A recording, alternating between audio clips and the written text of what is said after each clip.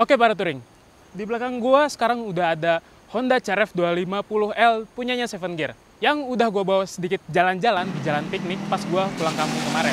Pertama kali gua ngeliat motor ini, gua langsung tertarik banget gitu karena walaupun ubahannya yang manis dan minimalis, tapi ketika gue cobain itu rasa upgrade-nya itu berasa banget. Wow. Kenapa bisa gitu? Pantengin terus.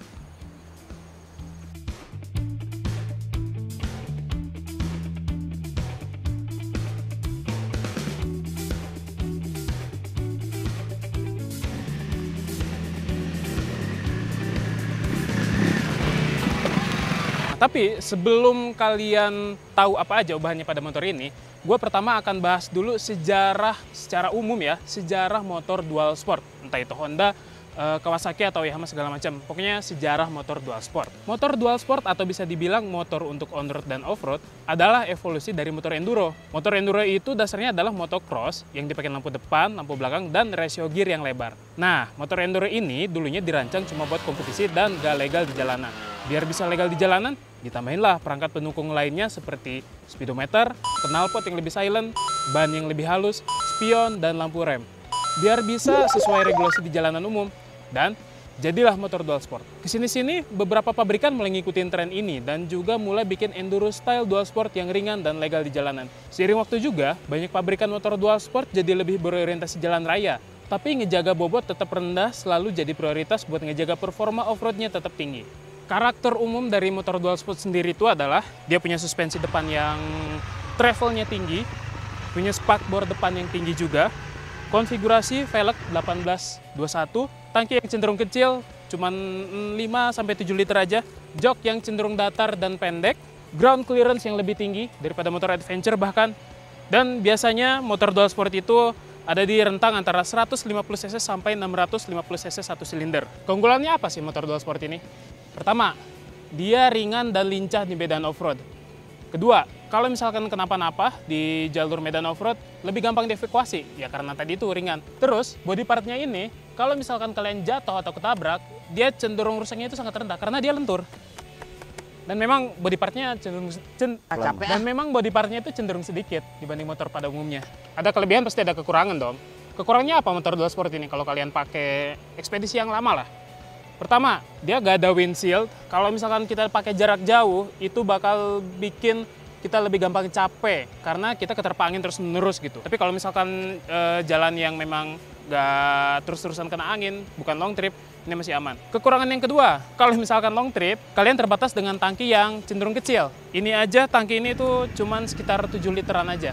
Karena dual sport itu karakternya adalah motor satu silinder, dan ini kebetulan motornya 250 cc, jadi kalau misalkan dibawa di atas 100 km per jam, udah pasti getarannya bakal terasa sampai ke stang. Nah itu bikin kita kurang nyaman lah kalau misalkan di jalan raya kita push sampai 100 km per jam ke atas, itu tangan bisa kerasa getar, bisa bikin pegel lah tangan kita.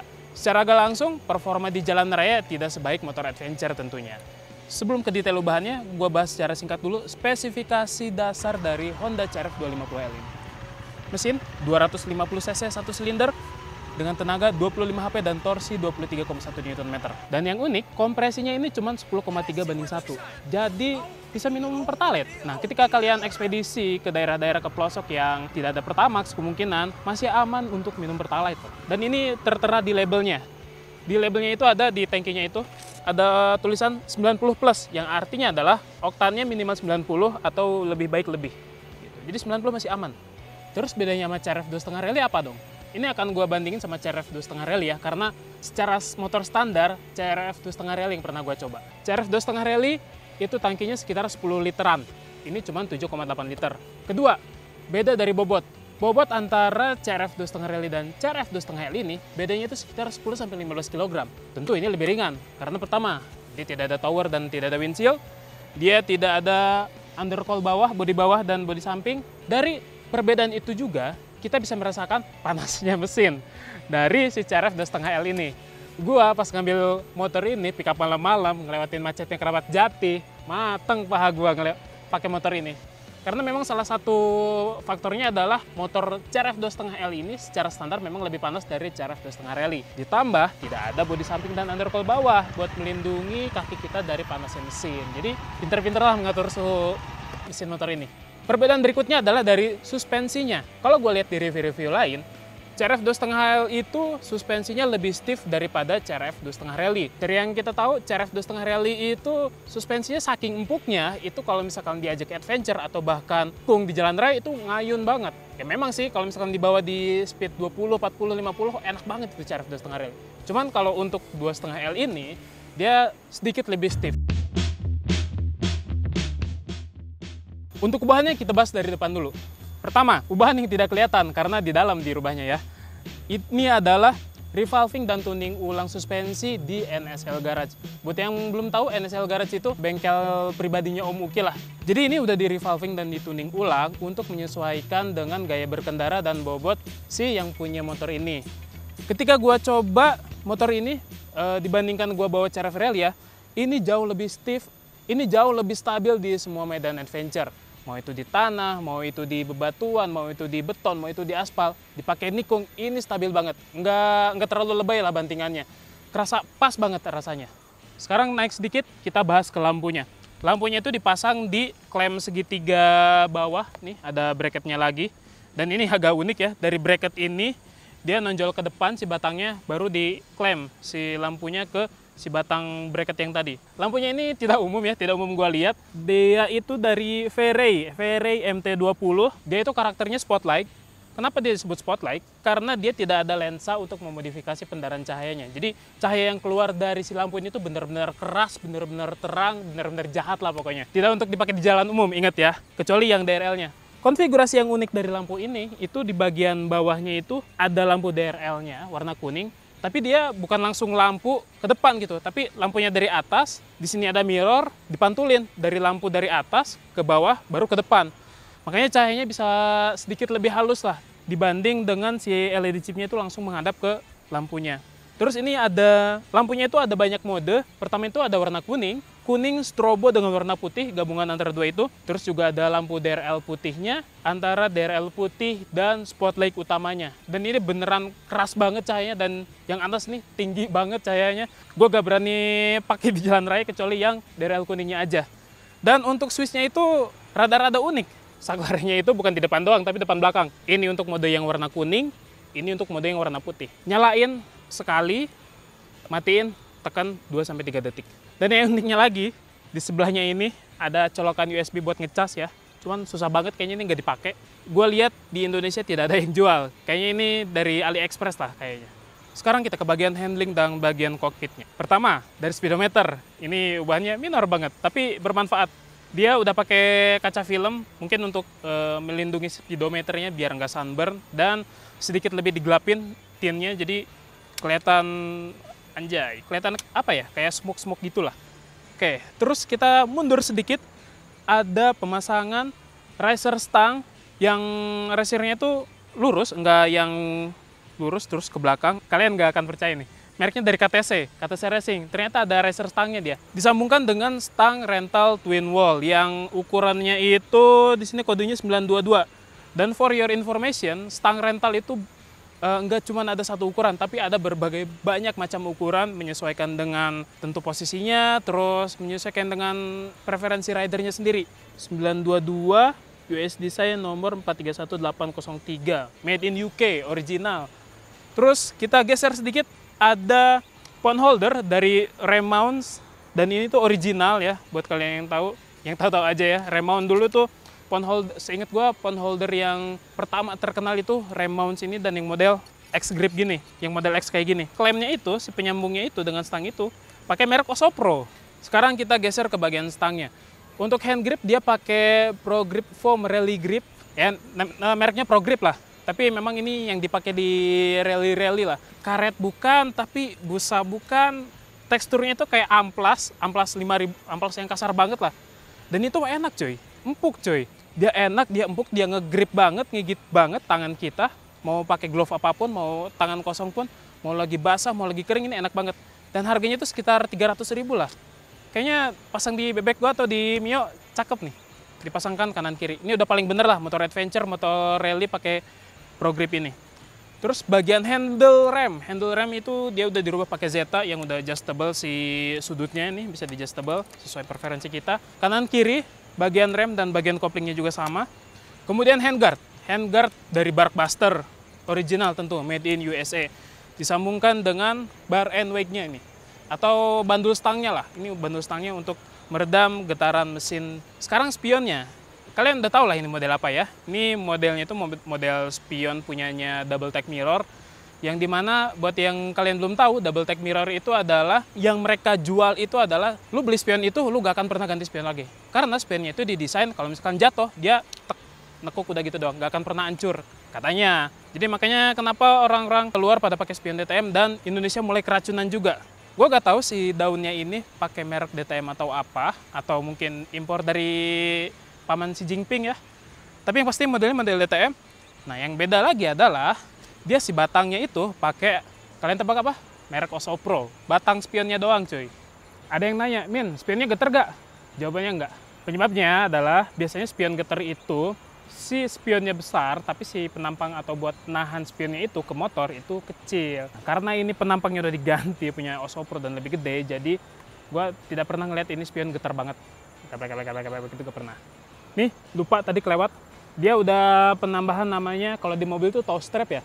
Jadi kalau misalkan motor kalian nyangkut di jalur, daripada kalian narik segitiganya, narik batang shocknya, kalian lebih efisien narik ini, atau kalian bisa nyangkutin tali ke sini, terus tarik rame-rame bareng-bareng. Gitu. Ini bakal berguna banget kalau misalkan di medan adventure. Kita mundur ke belakang, ada foot peg atau step pengendara yang udah diganti bahannya CNC, tapi ini lebih ngigit dan lebih lebar. Jadi kalau misalkan kalian berdiri itu kalian bisa lebih berpijak, lebih lebar dan lebih pede tentunya ya. Dan pas gua pakai juga ini enak banget buat berdiri. Buat ngatur motor kanan kiri. Ini enak banget, lebar banget. Ubahan yang tidak terlihat tapi terasa. Berikutnya adalah revolving dan tuning ulang suspensi. Tetap di mana? Di NSL Garage. Jadi sesuai info dari ownernya, ini udah di revolving ulang dan dituning ulang. Kemudian udah ada penambahan anting atau kita sebut aja peninggi lah ya, peninggi suspensi yang kayaknya kalau gue lihat ini 3-5 cm ya. Gue gak tahu nih posisinya di sini atau di atas. Tapi kayaknya kalau ngelihat proporsinya kayaknya ini deh. Kayaknya bagian ini nih yang diganti. Kalau misalkan di CRF 250 Rally, seperti yang kita tahu, shock belakangnya itu empuk banget dan kalau dipakai boncengan atau bawa barang itu ambles banget. Ada penambahan anting untuk mensupport suspensinya agar bisa lebih stabil dan lebih proporsional. Nah ini nggak cuma penambahan anting aja, tapi dituning ulang dan revolving ulang agar menyesuaikan kenyamanan berkendaranya sesuai dengan preferensi ridernya. For your information, ridernya itu bobotnya itu sekitar 80 kg. Gua yang bobotnya sekitar 75 kg, ya kurang lebih beda sekian kilogram sama ownernya. Dan ketika gua pakai, lalu gua bawa barang sekitar 5 kg juga, jadi pas lah 80 kg bobot pengendara dan bobot barang. Ketika gue coba, ini suspensinya gak ada lebay-lebaynya bantingannya. Enak banget, stabil banget. Gue pakai nikung di jalan raya gak ada tuh lari-larian cok belakangnya.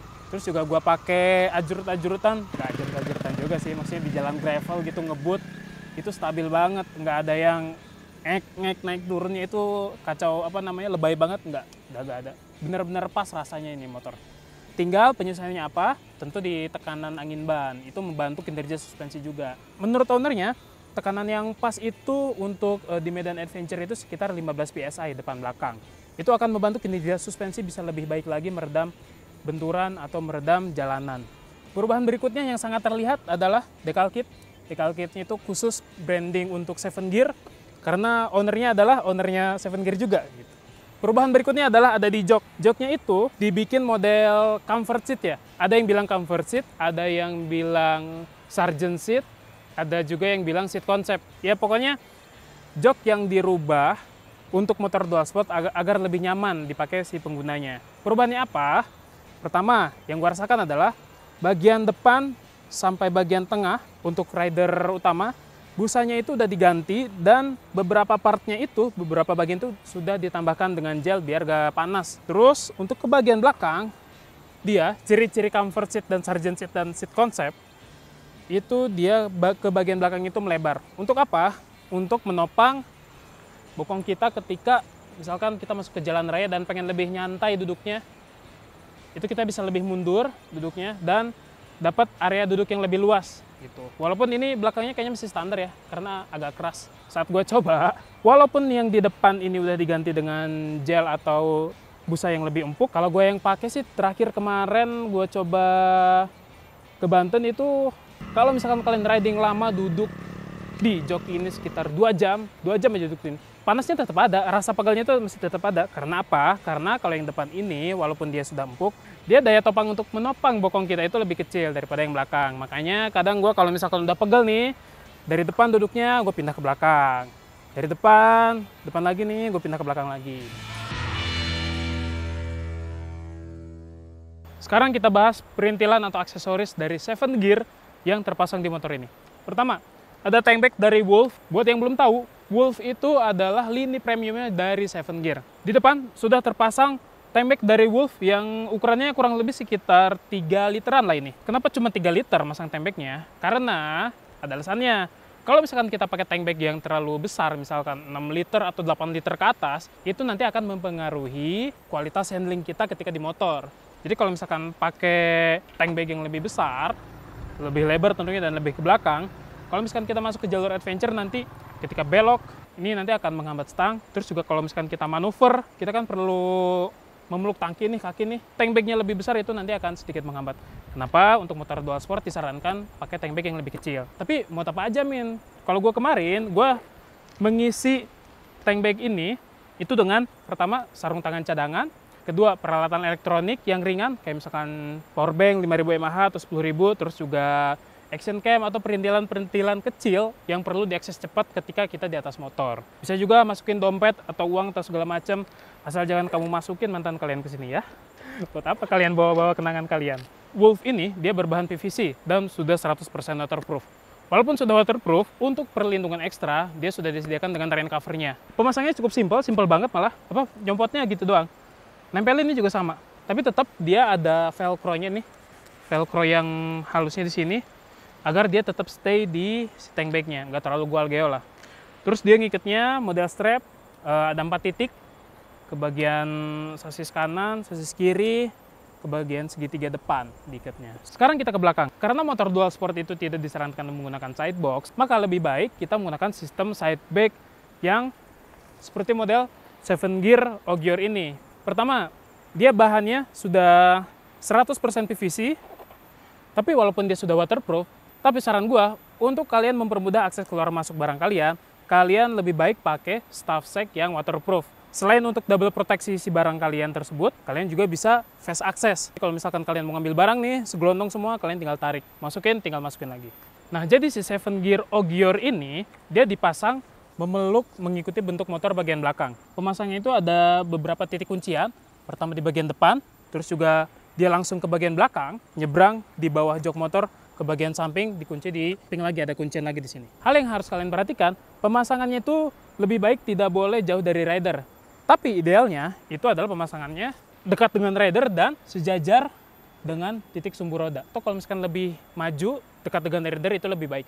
Karena apa? Karena ini adalah titik keseimbangan kalau misalkan kita bawa barang. Kalau misalkan kalian merasa kapasitasnya kurang, kalian bisa menambahkan lagi namanya duffel bag, tetap dengan penempatan yang sebisa mungkin sejajar dengan as roda. Atau kalau misalkan kalian pengen yang bisa fast access dan juga lebih besar kapasitasnya, ada lagi produk dari 7 Gear Oswin namanya. Jadi dia itu modelnya kayak kantong, ada kantongnya khusus, tapi di dalam itu ada duffel bagnya lagi. Jadi ketika kalian mau ngeluarin barang, masukin barang, tinggal buka klemnya, tinggal tarik, tinggal masukin lagi. Seperti itu. Perubahan berikutnya yang tidak terlihat tapi terasa. Kalian bisa tebak? Betul, remap ECU. Jadi motor ini sudah di remap ECU-nya, menyesuaikan kebutuhan si ridernya untuk mengejar torsi atau tenaga yang lebih instan tentunya, atau ya menyesuaikan karakter yang diinginkan oleh si ridernya. Tapi dari remap ECU yang ini yang gua rasa adalah perubahannya, dia itu mulai ngisi tenaganya itu mulai ada sedikit nonjoknya itu di sekitar RPM 3000, 4000 sampai 4500. Setelah itu dia flat lagi, dia mulai ngisi lagi ketika RPM-nya itu udah di 6000 sampai 7000 sampai 8000, itu ngisi lagi RPM-nya. Itu lebih apa ya? Kayak misalkan yang harusnya nyemprot bensinnya itu gini doang, dia jadi gini. Jadi lebih banyak nyemprot bensinnya. Dan efeknya adalah yang gua rasakan kalau misalkan yang di RPM 3000 tadi, itu kalau misalkan gua gas, terus tiba-tiba nutup gas, di RPM 3500 itu knalpotnya nembak-nembak ternyata. Kayaknya mungkin itu yang salah satu penyebab yang bikin lebih panas di motor ini ya, kalau misalkan kita bawa di RPM tanggung gitu. Jadi bawa kenceng-kenceng sekalian atau pelan-pelan sekalian. Min, apa gak boros kalau misalkan motor standar ECU-nya di remap? Tergantung tuningannya ya, tergantung karakter apa yang kita kejar gitu. Kalau misalkan dari motor ini, yang gua rasa adalah konsumsi BBM yang paling boros itu 1:25, dan yang paling irit itu kalian bisa lihat, gue udah pakai sekitar 1000 km itu 1:27, itu paling iritnya. Rata-ratanya 1:26,5 atau 1:26:9 sekarang tuh. Kalau misalkan CRF 2,5L itu, kalau gue baca-baca itu konsumsi BBM-nya bisa sampai 1:30. Nah, gimana nih menurut kalian? Menurut kalian boros atau enggak tuh? Perubahan berikutnya yang ternyata gue selama ini baru ngeh. Sedikit terlihat tapi terasa, ini sedikit kelihatan. Jadi motor ini sudah menggunakan sebenarnya paket ya, paket kabel extension wire. Yang kelihatan itu ada di bagian sini nih, kayaknya dari box aki nih sampai ke belakang. Terus juga ada di bagian sini nih kelihatan 2 kabel ya. Yang dirasakan gimana setelah penggunaan extension wire? Kalau yang dari gue rasain ya, yang biasanya CRF Rally atau CRF 2,5 itu power delivery-nya itu sedikit lebih halus. Kalau ini agak jengat dikit. Jadi yang berubahnya itu adalah bukan horsepower atau bukan torsi secara menyeluruh atau secara maksimal ya, tapi lebih ke karakter. Kalau misalkan kita buka gas, kalau misalkan di RPM tertentu dia bisa lebih naik lagi atau enggak powernya, seperti itu yang gue rasakan. Kalau misalkan ada salah, boleh koreksi di bawah. Ya, jadi itu aja perubahan yang sudah dilakukan di motor ini. Sekarang kita ke kesimpulan. Kesimpulannya adalah semua perubahan yang dilakukan di motor ini itu benar-benar terasa manfaatnya walau tidak terlihat secara signifikan. Mulai dari kenyamanan suspensi di Medan Adventure, mulai dari handling yang improve banget kenyamanannya, terus juga sampai tenaga yang asik lah diajak narik-narik jengat-jengat dikit. Jadi guys, motor ini bisa kalian tiru bahannya buat kalian yang seneng piknik pakai motor dual sport. Walau bahannya minim, tapi rasanya bisa maksimal dan bisa mengimprove kenyamanan kita di Medan Adventure. Dan juga ketika kita melakukan modifikasi pada motor, perubahan pada motor, lebih baik kita mengutamakan fungsinya dulu. Agar apa? Agar upgrade-nya itu lebih berasa. Cukup sekian teman-teman review dari CRF 250L dari 7 gear di belakang. Subscribe buat yang belum, dislike kalau gak suka video ini, like kalau suka video ini, dan ayo touring!